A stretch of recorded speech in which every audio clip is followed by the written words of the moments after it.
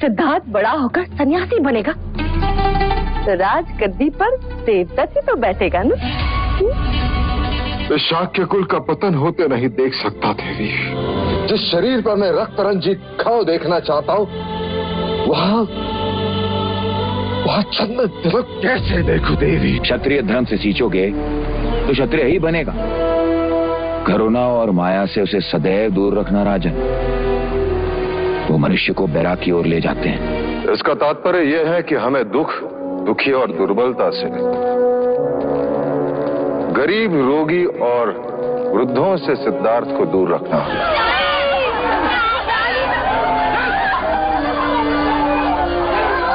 ना वो दुख देखेगा ना मृत्यु जिससे वैराग्य उत्पन्न होता है।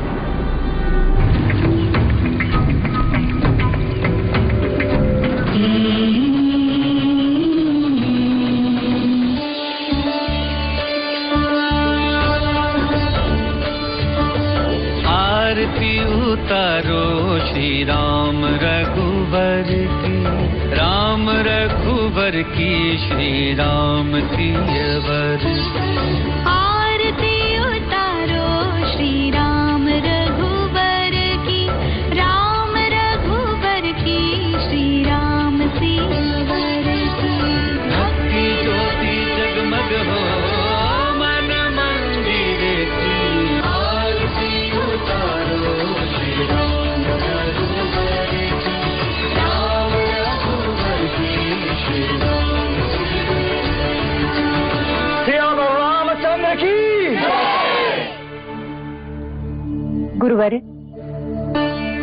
आज सिद्धार्थ प्रथम बार महाराज के साथ साक्षी न्याय सभा में जा रहे हैं। इन्हें आशीर्वाद दीजिए। सिद्धार्थ, गुरुवरे के पांव छू। सदायुषी भव, कीर्तिमान भव, कुल देवता सूर्य समान तेजस्वी भव। दीजिए। प्रसाद नहीं, आशीर्वाद।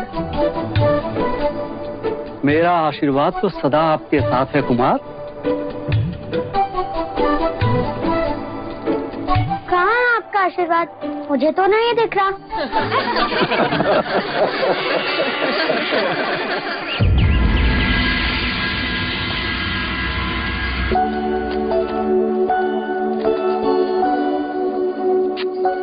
क्या न्याय सभा जाने के लिए इतने आभूषण पहनना आवश्यक है माँ?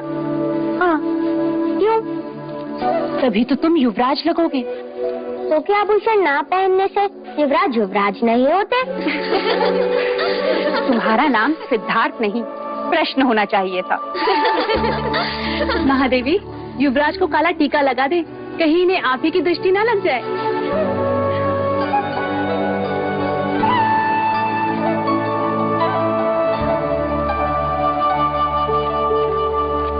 लीजिए देव, युवराज न्याय सभा जाने के लिए सज्ज है। मुझे इतने आभूषण पहना दिए हैं कि अब तो मैं ढंग से खेल भी ना सकूंगा। पुत्र, तुम युवराज हो, इतना बोझ तो तुम्हें उठाना ही होगा।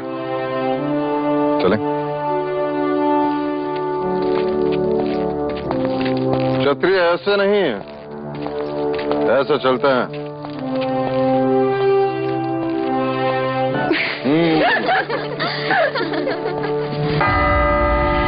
आप सभी का कपिल वस्तु की न्याय सभा में स्वागत है।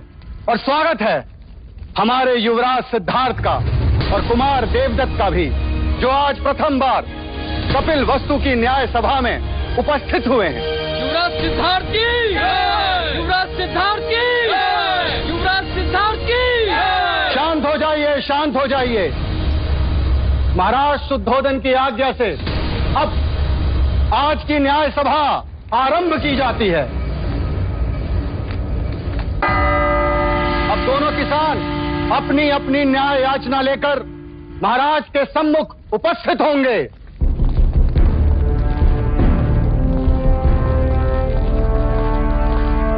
प्रणाम महाराज। क्या याचना है? महाराज, मेरी याचना इस कुशल के विरुद्ध है। इसने मुझसे पिछले वर्ष अनाज उधार लिया था, ये कहकर कि वो अनाज इस वर्ष मुझे लौटा देगा, मगर महाराज आज तक इसने वो अनाज मुझे लौटाया ही नहीं। कैसे लौटाऊं महाराज? पिछले 2 साल से उपज नष्ट हो रही है। इस साल भी कुछ हाथ नहीं लगा। ये असत्य बोल रहा है महाराज। आप चाहे तो अपने सिपाही से पूछ सकते हैं। जब सिपाही इसे लेने आया था उस समय भी ये अपने गेहूं को तेल लगाकर उसे बोरियों में भर रहा था। महाराज, मेरे पास 2 ही बोरी गेहूं है, उसी से मैं अपने परिवार का पोषण पूरे वर्ष करूंगा। महाराज, गेहूं को तेल लगा के इसलिए रख रहा था कि वो खराब ना हो, और आपके सिपाही मुझे पकड़ के यहाँ ले आए। वो 2 बोरी गेहूं भी मैं इनको दे दूंगा, तो हम खाएंगे क्या? महाराज, अगर ये अनाज नहीं दे सकता तो इससे कहिए कि ये अपने खेत दे दे। अगर मैं खेत दे दूंगा तो अनाज कभी न लौटा पाऊंगा। महाराज, दोनों पक्षों ने अपनी राय रख दी है। अब महाराज न्याय करेंगे। युवराज सिद्धार्थ, कुमार देवदत्त। पहले मैं न्याय दूंगा। अवश्य। महाराज, मेरा मत है कि हम न्याय क्षत्रिय विधि से करें। कुशल ने गौरी को दिया वचन पूरा नहीं किया, इसीलिए कुशल को अपना खेत गौरी को देना चाहिए। महाराज, ऐसा न्याय न करें महाराज, हम नष्ट हो जाएंगे। दया करें महाराज। कुमार सिद्धार्थ, तुम कहो।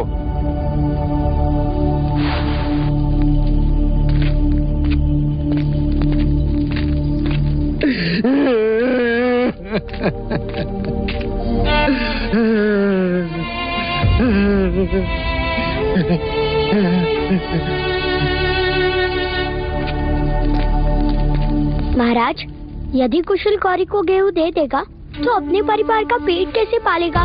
खेत दे देगा तो अनाज कहाँ से उगाएगा? और गौरी को उसका अनाज कहाँ से लौटाएगा? वैसे भी गौरी के पास अनाज का अभाव नहीं, इसलिए मुझे लगता है कि कुशल की अनाज लौटाने की अवधि बढ़ा दी जाए।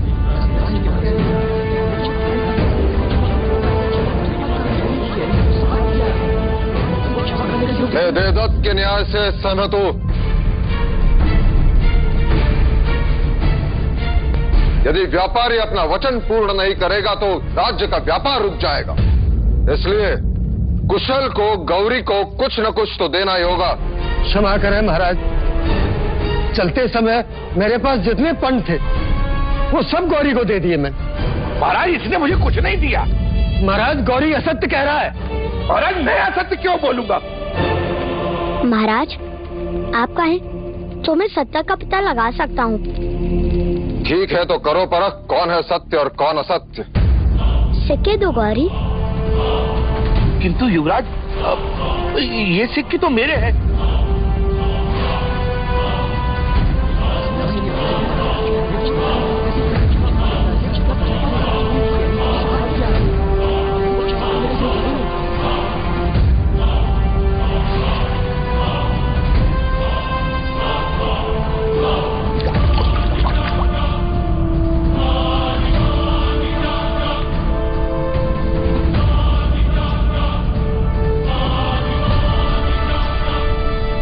ये सिक्के कुशल के ही हैं। इस बात का क्या प्रमाण है कि ये सिक्के कुशल के ही हैं? क्योंकि जब कुशल ने सिक्के दिए तब वो गेहूं को तेल लगा रहा था और तेल सिक्कों पर लगा है।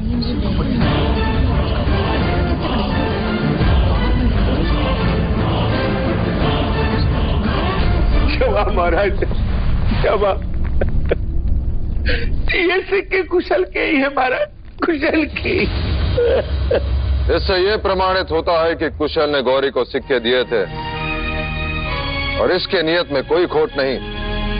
कुशल के अनाज लौटाने की अवधि बढ़ा दी जाती है और गौरी को असत्य बोलने के लिए 10 कोड़े मारने का दंड सुनाया जाता है। नहीं महाराज, मुझे क्षमा कर दो, मुझे क्षमा कर दो। 10 सिक्कों के लालच ने मुझे अंधा बना दिया महाराज, अंधा बना दिया। मैं अगर आज के बाद असत्य बोलूं तो मेरे अनाज और खेत सब आपके। महाराज, गौरी को क्षमा कर दीजिए, अब से वो कभी असत्य नहीं बोलेगा।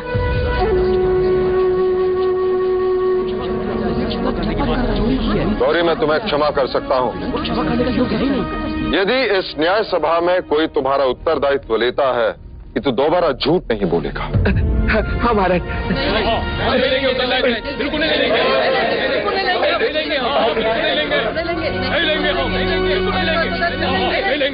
देखा गौरी, तुम्हारा उत्तरदायित्व लेने के लिए कोई तैयार नहीं, इसलिए तुम्हें 10 कोड़े मारने का दंड। महाराज, गौरी का उत्तरदायित्व मैं लेता हूँ।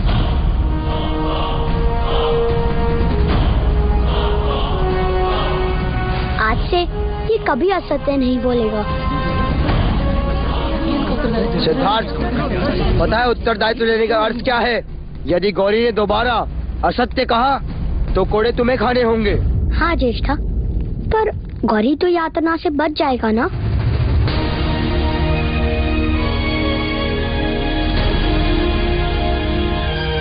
युवराज सिद्धार्थ की जय हो। युवराज की, युवराज की, युवराज की, युवराज की, युवराज की।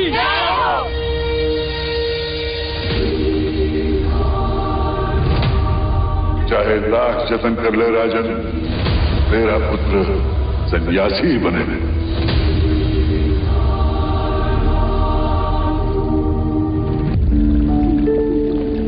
सारे नगर में सिद्धार्थ की न्याय कुशलता की चर्चा हो रही है। पूरा कपिलवस्तु खुश है।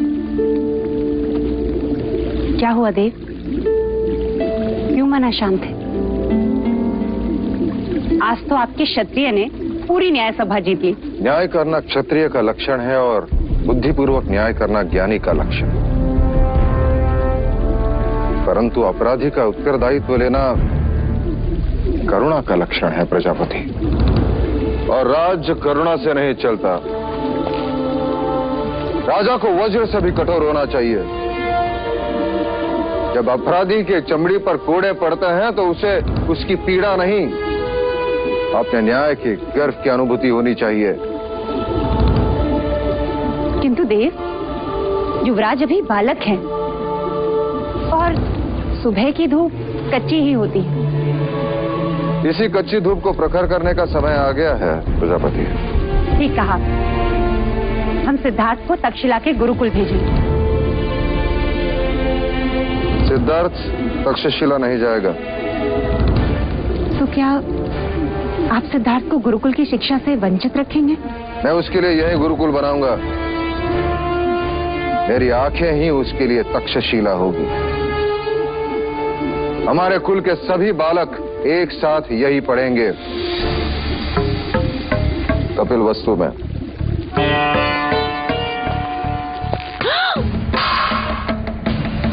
भोजन पर क्रोध नहीं करते देता था। क्यों न करूं? मुझे सब पर क्रोध आ रहा है। मेरा न्याय उचित था, महाराज भी सहमत थे, फिर भी प्रजा ने सिद्धार्थ के नाम की जय जयकार की। क्यों?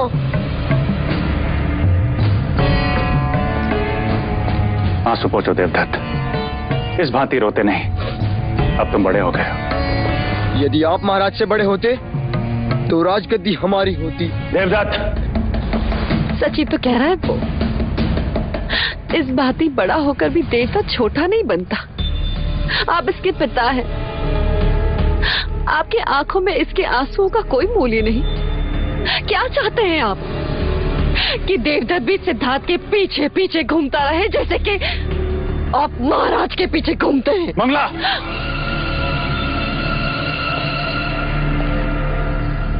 अब देखना देवदत्त के आंसुओं का मूल्य कौन चुकाता है,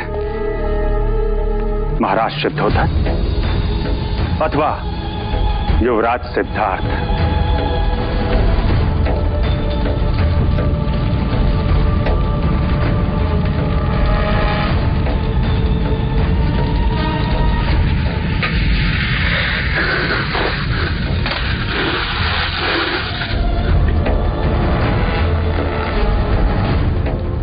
लीजिए महाराज, ज्यों की त्यों है, रत्ती भर भी अंतर नहीं है।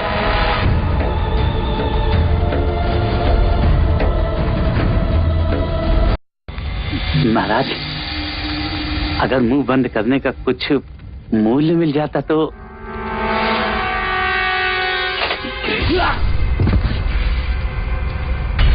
ऋण तो मैं स्वयं भी नहीं रखता,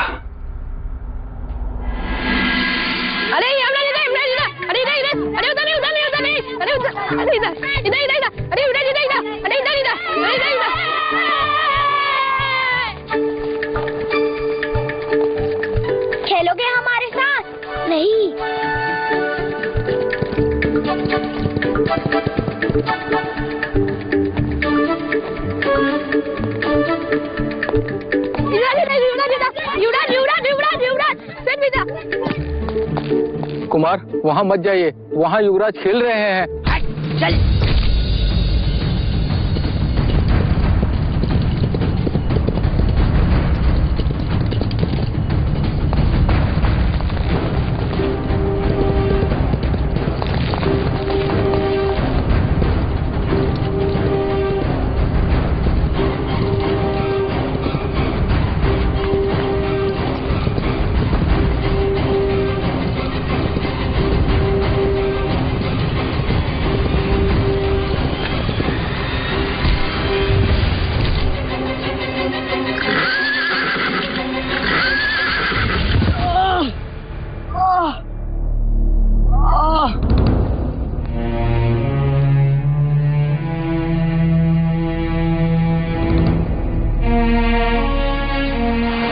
महादेवी, क्या नाम है तुम्हारा? चन्ना, चन्ना महादेवी। ये तुम्हारा पुत्र है सूर्य? जी। भीतर आओ। जी नहीं युवराज, मैं यहाँ ठीक हूँ। वो सारथी पुत्र है, वो भीतर नहीं आ सकता। क्यों? वो ओछी जात के हैं, उन्हें छूते नहीं। ओछी जात? ये जात क्या है? जैसे आप युवराज हैं और वो सारथी पुत्र हैं। तो वो मुझसे भिन्न कैसे? आपका जन्म राजप्रासाद में हुआ है, इसलिए आप युवराज हैं, और वो छोटे घर में रहता है, इसलिए सारथी पुत्र है। इसमें क्या भिन्नता है? घाव होने पर उसे भी तो रक्त आता है। जब आप बड़े हो जाएंगे तो अपने आप समझ जाएंगे। पर मैं तो अभी समझना चाहता हूँ।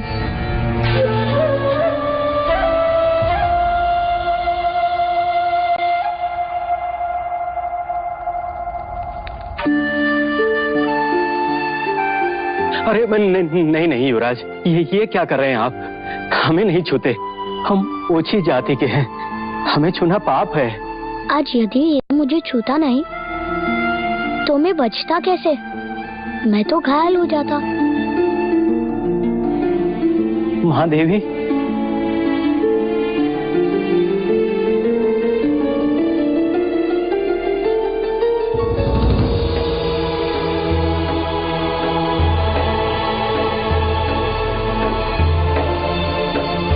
देवदत्त कैसा है? उन्हें अधिक चोट आई है, और ये बात तो मुझे अब बता रही है। चल। देवदत्त, महाराज को पता चलेगा तो क्या होगा, तुम्हें पता है? देवदत्त कैसा है मंगला दीदी?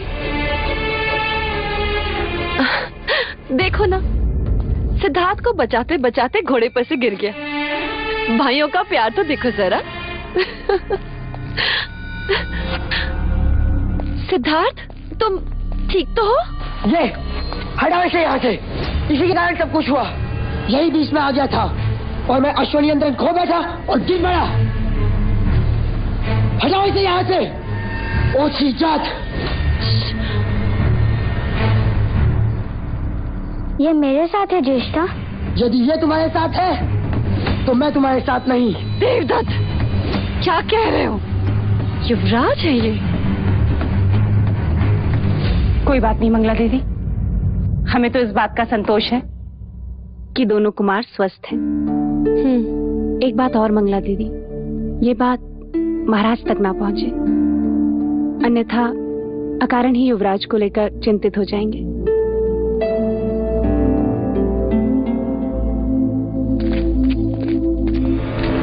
मैं भी तो यही चाहती हूँ कि महाराज को पता ना चले। देवदत्त, अच्छा अवसर चला गया हाथ से, अन्यथा आज तो मेरा आखेट बन ही जाता। आखेट करना है तो धैर्य रखना सीखो, अन्यथा स्वयं ही आखेट बन जाओगे।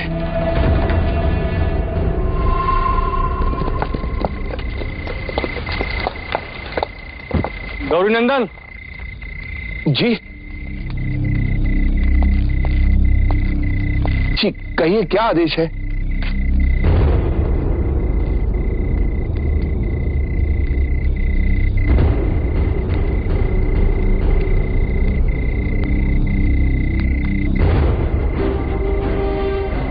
महाराज के आदेश का पालन होना चाहिए। जी।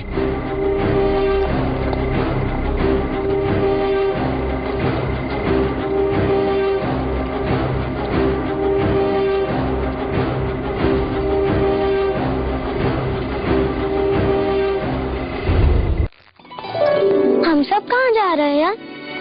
हम सब हर वर्ष की भांति वक्र मंगल उत्सव के लिए जा रहे हैं। तो क्या हर वर्ष की भांति अमिता बुआ भी आएगी? हाँ, आएंगी। और यशोधरा? वो भी आएगी।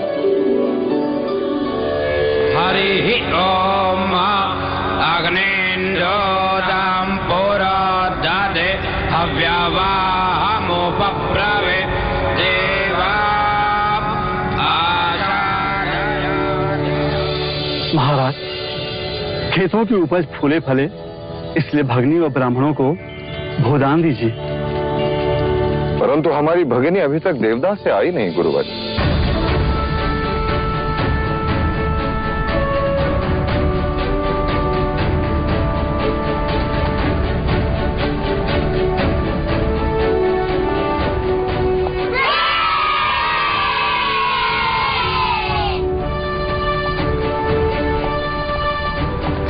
यशोधरा, क्या ये तुम्हारा हाथी है? हाँ, कुंज है इसका नाम। क्या ये मेरा मित्र बनेगा?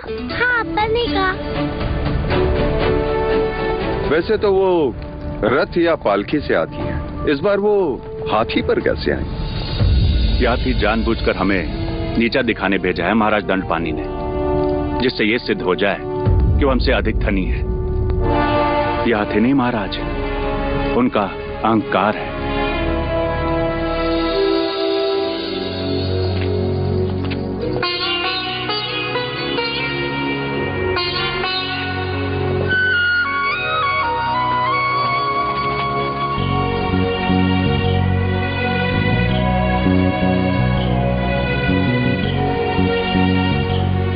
पल्लू से ढक दिया मेरी पुत्री को।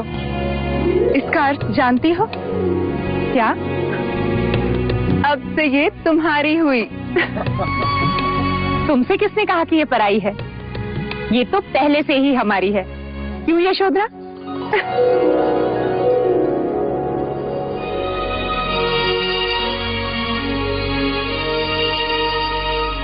भैया, हर वर्ष की भांति इस वर्ष भी कपिलवस्तु के खेतों की उपज फले फूले।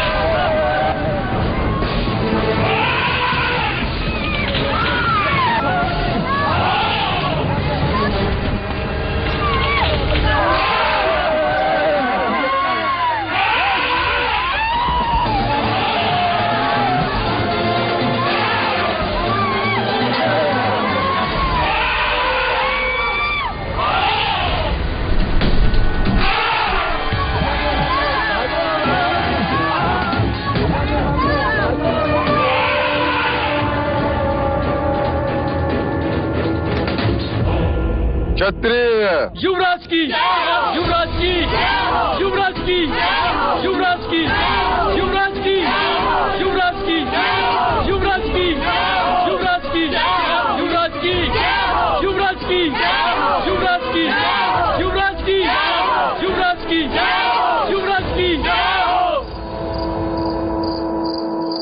हाँ, अब मैं पासे फेंकता हूँ।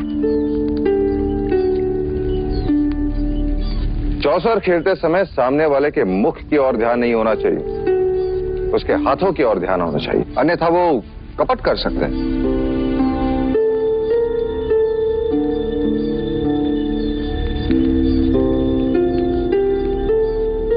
क्या उस हाथी जैसा तुम्हें मेरे सर पर भी कांटा दिखाई दे रहा है? हाँ। निकाल दो। निकाल दो। निकाल।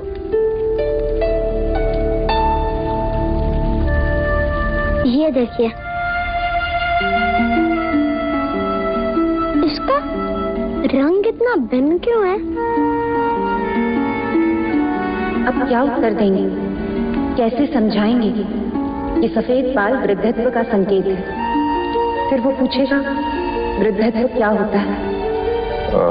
कुमार, जैसे आपके छोटे पुराने दांत टूटकर नए दांत आ गए, उसी प्रकार बालों का रंग बदलकर वो गिर जाते हैं और उसकी जगह पे नए बाल आ जाते हैं।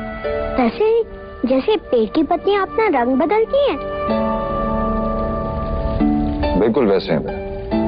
सही समय पे आई। युवराज को नींद आ रही है, ले जाओ।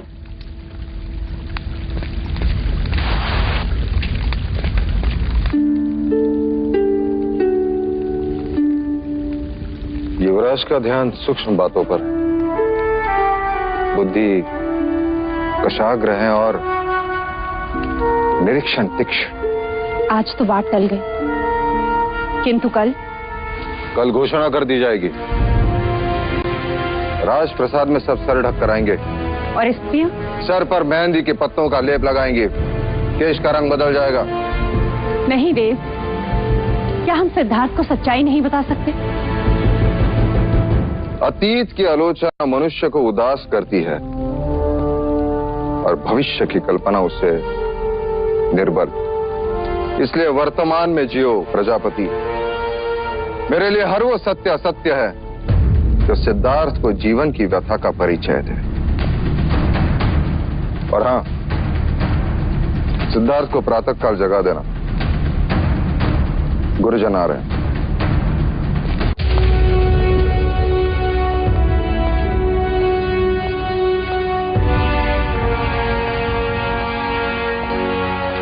युवराज, ये सारे ब्राह्मण वेद के अंग हैं। गुरु कौंडिल्य आपको शास्त्र की शिक्षा देंगे, गुरु अश्वत्थपाल तुम्हें घुड़सवारी सिखाएंगे, राजनीति का ज्ञान गुरुवर्य तुम्हें देंगे, छंद एवं व्याकरण गुरुवर्य आपको सिखाएंगे। ये खगोल शास्त्र के वेद विज्ञान में कुशल है। आज से ये सारे ब्राह्मण तुम्हारे गुरु हैं। इनके आदेश का पालन करना तुम्हारा धर्म है। इनसे आशीर्वाद लो।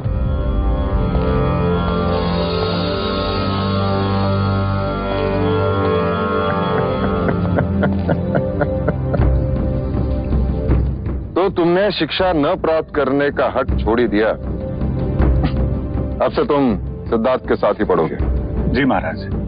कह रहा था जब युवराज सिद्धार्थ पढ़ाई करने गुरुकुल जा रहे हैं तो मैं अकेला क्या करूंगा?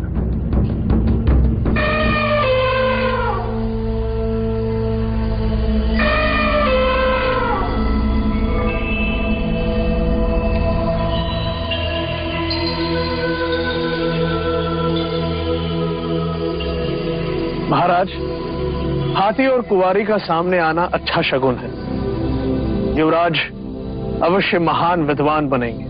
क्षमा करें गुरुवर्य, केवल महान विद्वान नहीं, महान राजा बनेंगे। ऐसा योद्धा जिसे संपूर्ण भारतवर्ष ने कभी ना देखा।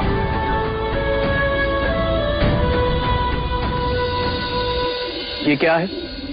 दीपक। ये दीपक ज्ञान और ध्यान का प्रतीक है। वो कैसे? ज्ञान का प्रतीक इसलिए कि जब यह प्रकाशित होता है तो हम निकटतम जगत को जान लेते हैं, और ध्यान का प्रतीक इसलिए कि जब यह प्रकाशित होता है तब सबका ध्यान उसी की ओर आकर्षित होता है। शिक्षा का प्रारंभ हम ब्रह्मनाद से करेंगे, अर्थात ओम के उच्चारण से करेंगे। जब तक ये दीपक मंगल नहीं हो जाते, सबको उच्चारण करते रहना होगा।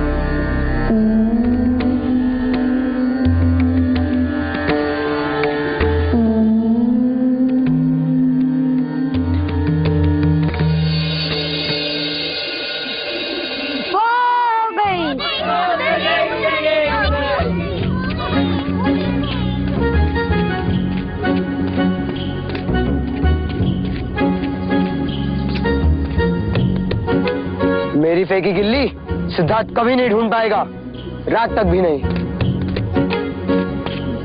गिल्ली मिल गई! गिल्ली मिल गई दोस्तों! लो, तुम तो कहते थे कि सिद्धार्थ तुम्हारी गिल्ली कभी नहीं ढूंढ पाएगा। ढूंढ ली ना उसने गिल्ली। अब तुम अपनी आंखें बंद करो। चलना, अब तुम्हारी बारी।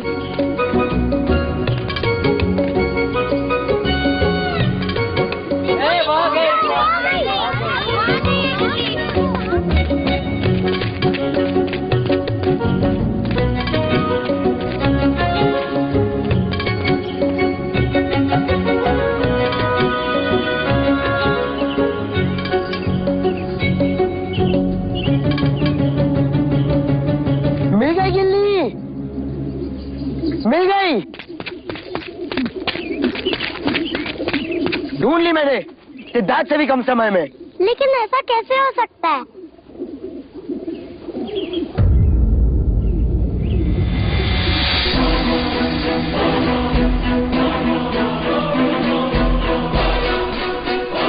गिल्ली तो यहाँ है। सिद्धार्थ इतनी जल्दी गिल्ली कैसे ढूंढ सकता है? अवश्य इसने कपट किया है। इसने हमें दूसरी गिल्ली दिखा दी। नहीं, सिद्धार्थ असत्य कभी नहीं बोल सकता। तो मैं असत्य बोल रहा हूँ। ध्यान रहे, मैं जयेश हूँ, कपट सिद्धार्थ ने ही किया है।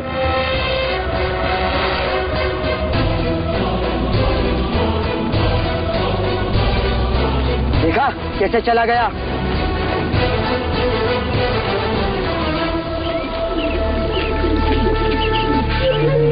क्या हुआ सिद्धार्थ? क्या हुआ सिद्धार्थ को?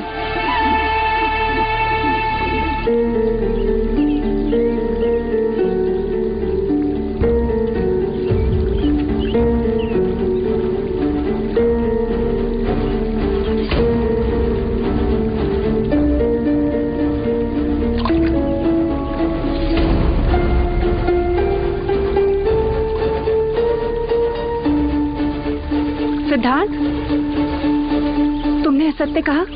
तुमने कपट से खेल जीता? महाराज को इस बात का पता चलेगा?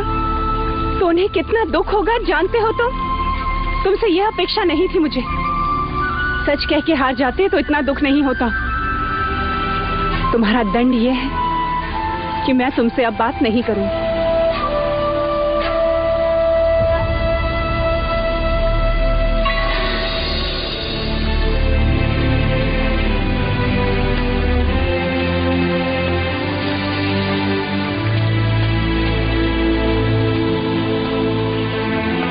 यही है वो गिल्ली जो मैंने फेंकी थी।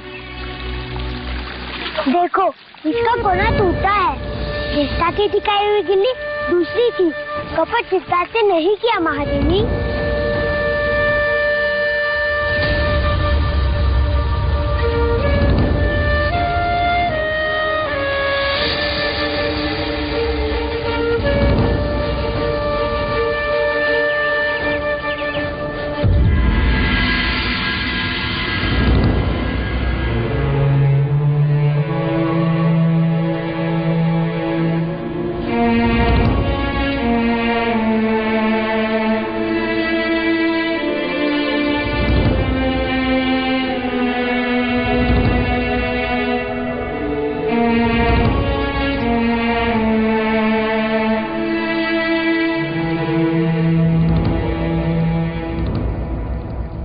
माँ, आप रो क्यों रही हो माँ?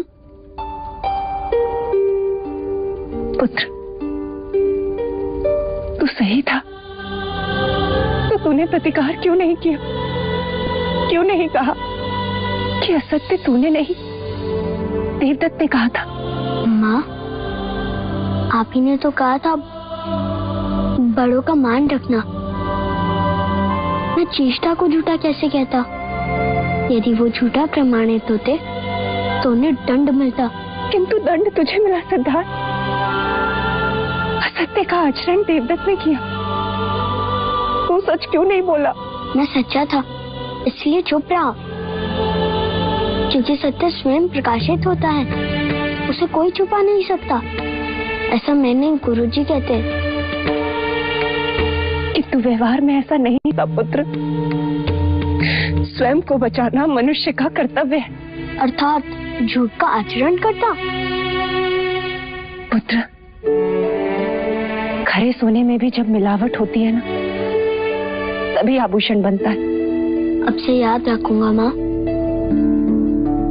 अच्छा बता, अब मेरा क्या प्रायश्चित है?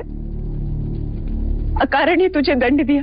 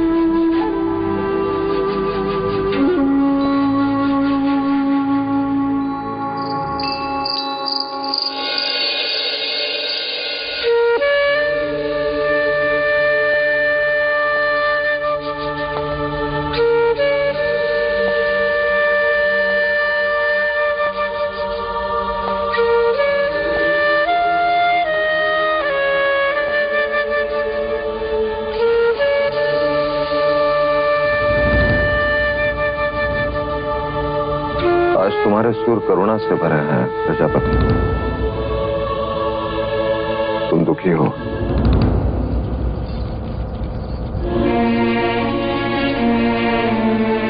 हाँ देव, एक माँ के लिए इससे बड़ा दुख क्या होगा कि वह अपने पुत्र को समझ ही नहीं पाई।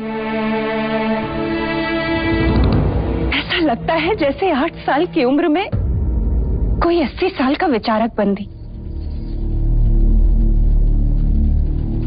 देव, पत्थर सामने आ जाएं, तो पेड़ की जड़ें भी उन्हें काट कर अपना रास्ता बना लेती हैं। किंतु यह बालक, यह तो अपने बारे में कुछ सोचता ही नहीं। सामान्य मनुष्य स्वार्थ भी नहीं। उसे दंड देकर तुम स्वयं को दुखी कर रही हो प्रजापति। उसे लड़ना सिखाइए, सिद्धार्थ को लड़ना सिखाइए देव। तुम चिंता मत करो देवी, मेरे जीवन का ध्येय यही है कि सिद्धार्थ भारतवर्ष का सबसे बड़ा योद्धा बने। वो सम्राट सिद्धार्थ गौतम कहलाए।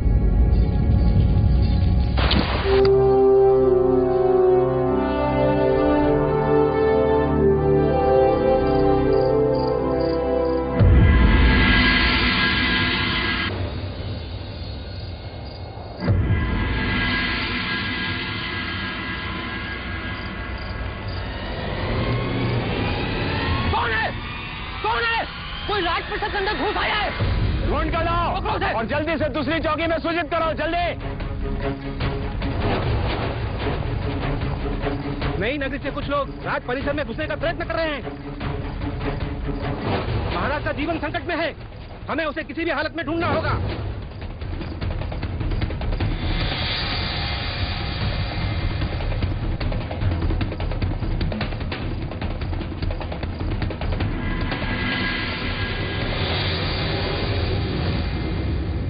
महाराज, नगरकोट की भित्ति फांदकर कोई शत्रु घुसाया है। कोई शत्रु नहीं, आप ही की प्रजा है महाराज।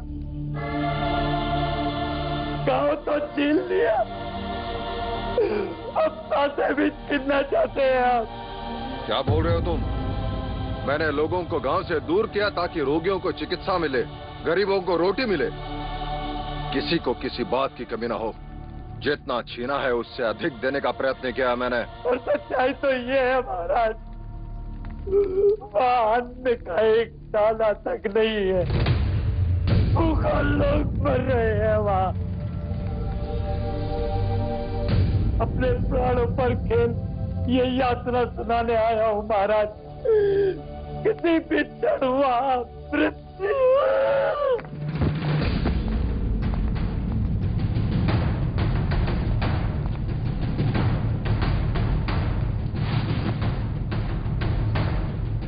क्या हुआ ऐसे?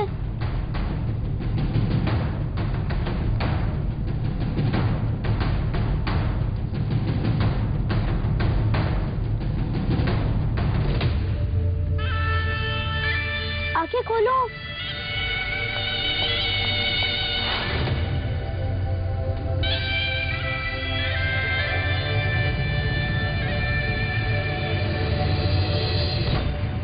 ये उठ क्यों नहीं रहा है? ये गिर क्यों गया? उठो। सिद्धार्थ, वो मर्यादा से अधिक सोमरस पी लिया था उसने, अपना संतुलन खो गया। जाओ उसे।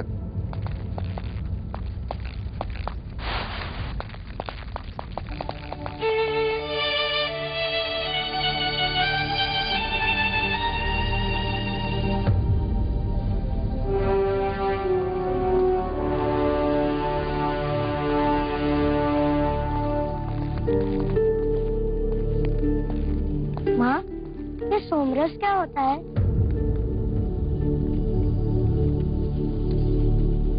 पुत्र, जब तुम बड़े हो जाओगे ना तो माँ, हर बात को समझने के लिए बड़ा होना आवश्यक है। हर प्रश्न को आयु के अनुसार ही समझा जाता है। जब हर प्रश्न का उत्तर बड़े होने के पश्चात ही मिलना है, तो इस आयु में मुझे ये प्रश्न क्यों आते हैं माँ?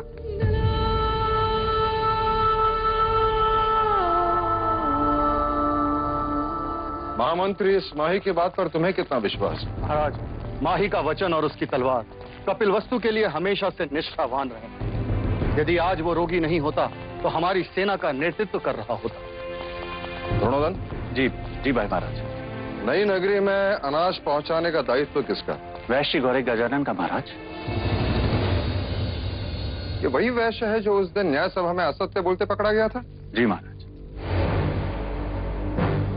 कल उसे न्याय सभा में प्रस्तुत किया जाए। जो आज्ञा महाराज।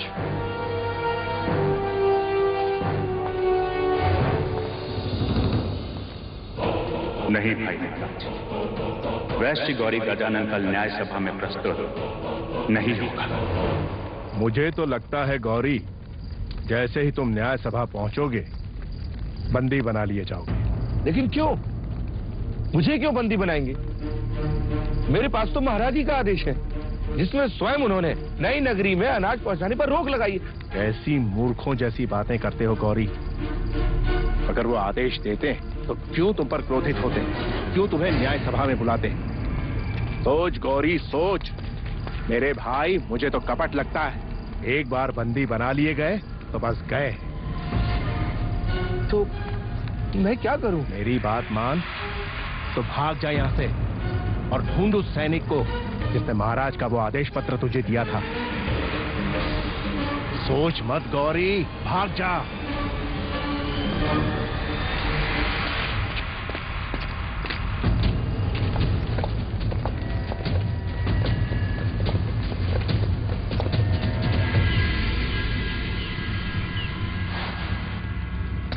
क्या वैश्य गौरी गजानन उपस्थित हैं? जी नहीं महाराज। सैनिकों ने राज्य के हर कोने में छानबीन की, किंतु गौरी गजानन की कोई सूचना नहीं मिली। कदाचित वो राज्य। क्या उसकी अनुपस्थिति उसके अपराधी होने की पुष्टि नहीं? जी महाराज। इसके लिए शाक्य न्याय में क्या प्रावधान है? जब तक गौरी नहीं मिलता महाराज, तब तक इस विषय को स्थगित कर दें। ऐसे कैसे स्थगित कर दे अमात्य? ये राजद्रोह का प्रश्न है, महाराज की आज्ञा का उल्लंघन है। न्याय तो होना ही चाहिए। हाँ महाराज, प्रश्न जब राजद्रोह का हो तो न्याय तुरंत होना चाहिए। महाराज, इसके पहले कि मैं आगे कुछ कहूं, आपको अभय वचन देना होगा मुझे। अभय वचन? जी हाँ महाराज।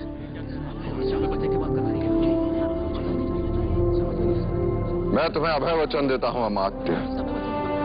महाराज, नई नगरी में अन्न पहुंचाना राज्य का उत्तरदायित्व था और इस कार्य के लिए गौरी को नियुक्त किया था।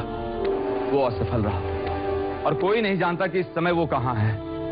पहले भी गौरी इस न्याय सभा में अपराधी सिद्ध हो चुका है। न्याय सभा ये बात जानती है अमात्य। तो महाराज, अब उसके अपराध का उत्तरदायित्व उसी का बनता है जिसने गौरी का उत्तरदायित्व लिया है। क्षमा करें महाराज, पर न्याय शास्त्र यही कहता है।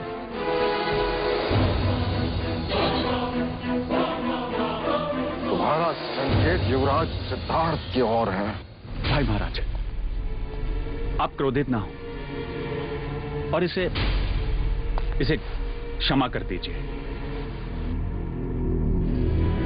भाई महाराज, कदाचित अमात्य ठीक कह रहा है। हमें इस न्याय को स्थगित कर देना चाहिए। नहीं द्रोणोदन, न्याय होगा, अवश्य होगा। परंतु भाई महाराज, युवराज सिद्धार्थ तो बालक हैं। वो कैसे गौरी के अपराध के उत्तरदायी हुए?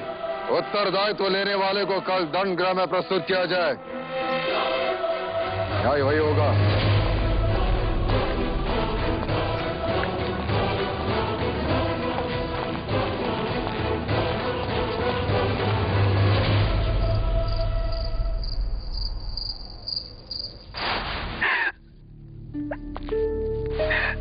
ये तुम क्या कर रही? सिद्धार्थ पे दया कीजिए थे, मुझे दंडित कीजिए। मैं कोड़े खाने को तैयार हूं, किंतु सिद्धार्थ को दंड गृह मत ले जाइए। जब न्याय सभा ले जाने से नहीं रोका, दंड गृह ले जाने से क्यों? पर क्या ये उचित है भैया कि इतनी कम उम्र में वो दंड गृह देखे?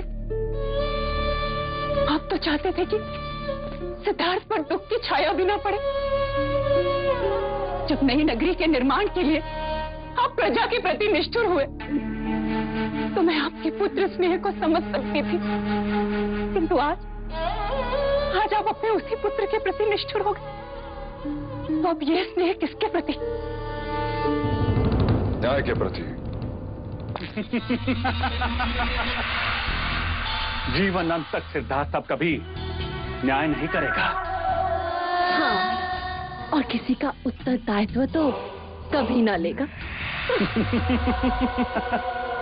मैं चाहता हूं कि वो क्षत्रिय बने, सम्राट बने, अपने कुल का नाम उज्जवल करे। क्या राजा राम हमारे कुल के नहीं थे?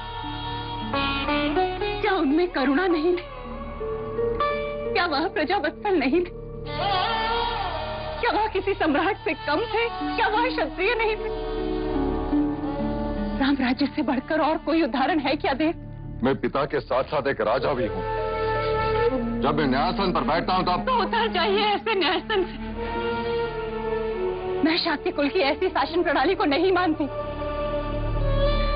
जहां एक निर्दोष को उसकी करुणा के लिए दंड दिया जा रहा है।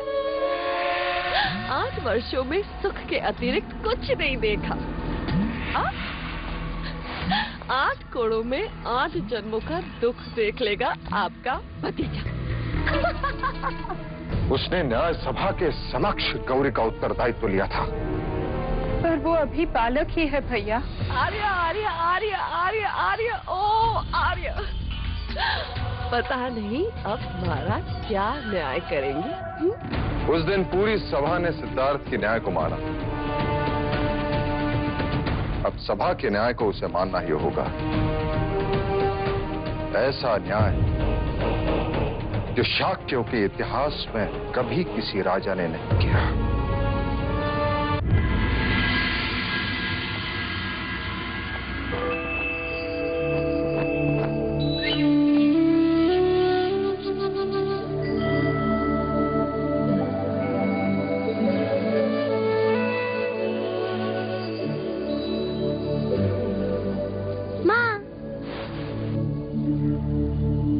सुबह से ढूंढ रहा था तुम्हें और तुम यहाँ हो। तुम रो क्यों रही हो माँ?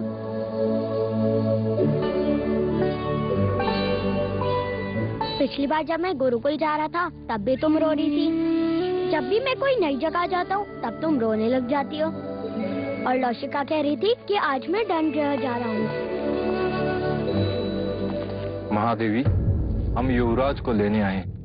हाँ हाँ चलो। माँ, मैं दंड गृह देख कर आता हूँ।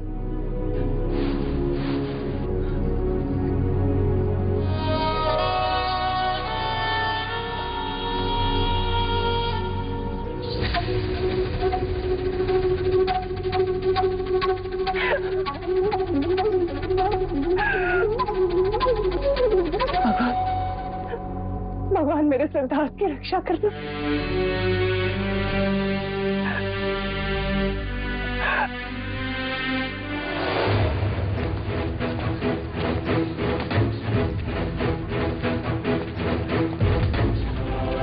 इतनी छोटी आयु और इतना बड़ा दंड।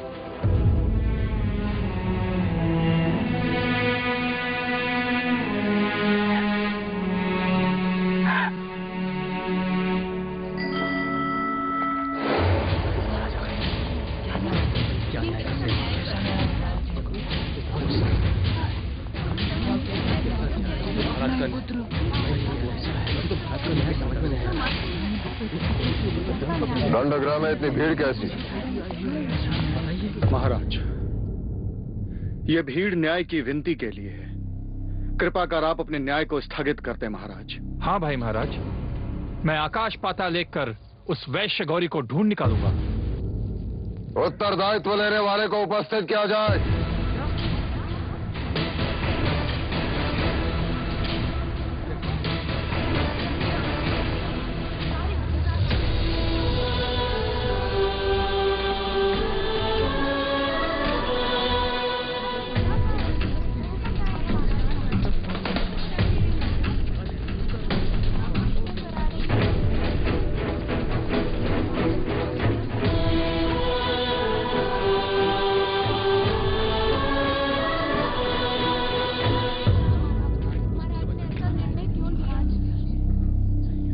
मैं लज्जित हूं कि नई नगरी के लोगों के साथ अन्याय हुआ। अन्न पहुंचाना राजा का कर्तव्य है और ये दायित्व मैंने गौरी को दिया था। उसने दोबारा अपराध किया तो उसका उत्तरदायित्व लेने वाला उसके दंड का अधिकारी है।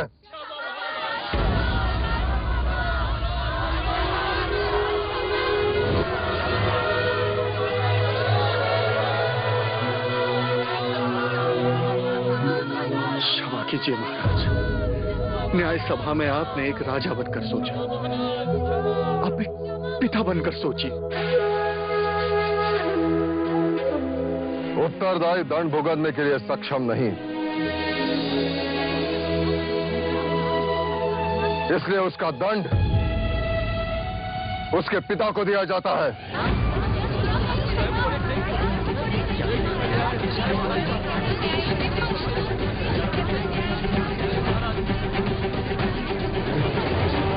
भाई महाराज, आप ये क्या कह रहे हैं? दंड देना राजा का धर्म था और दंड भुगतना पिता का धर्म है। परंतु महाराज, इसका युवराज सिद्धार्थ पर क्या असर पड़ेगा? मेरे पुत्र को यह ज्ञात हो जाएगा कि बिना सोचे समझे झूठे मनुष्य का उत्तरदायित्व लेना भी अपराध है। करुणा से राज्य नहीं चलते। महाराज, उठाओ कोड़ा, मैं तैयार हूं।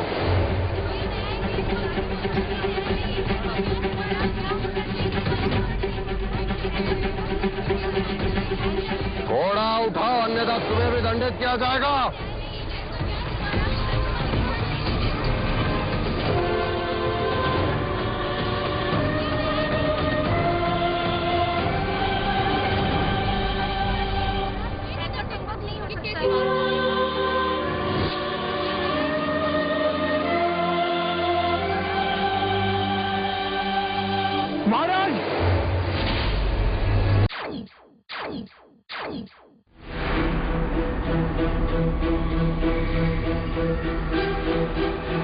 देखा सिद्धार्थ, मैंने उड़ते पक्षी को मार गिराया। ये मेरा आखेट है। इसे मैंने बचाया है। ये पक्षी मेरा है। आखेट क्षत्रिय गुण है। रक्षा क्षत्रियों का कर्तव्य। तो अब ये न्याय करना है कि ये पक्षी किसे दिया जाए। अब ये न्याय तो स्वयं पक्षी ही कर सकता है।